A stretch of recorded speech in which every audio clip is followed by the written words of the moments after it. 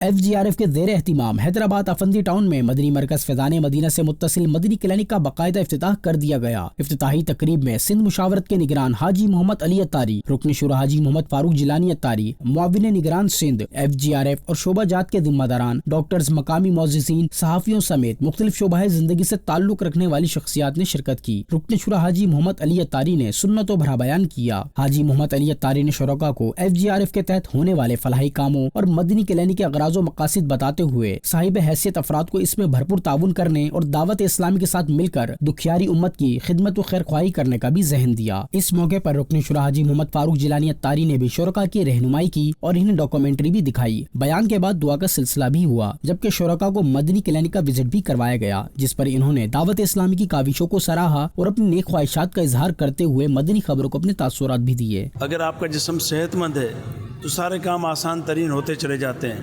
تو یہ صحت کی طرف ایک اور اقدام کیا گیا ہے۔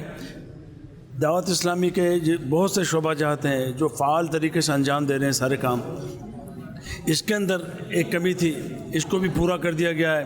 جس طرح روحانی طور پر دعوت اسلامی سے فائدہ ہو رہا ہے، مسلک کی، دین کی خدمت ہو رہی ہے، تو اب اللہ کے فضل سے ایک اور قدم آگے یہ گئے ہیں، تو یہ پورے حیدرآباد کے لیے بڑی ہی خوشی کی بات ہے۔ میں سمجھتا ہوں کہ یہ جس علاقے میں موجود ہے بڑا گنجان آباد علاقہ ہے، اور یہاں پہ ایک عام آدمی کی بہت اچھی طریقے سے خدمت ہو سکے گی۔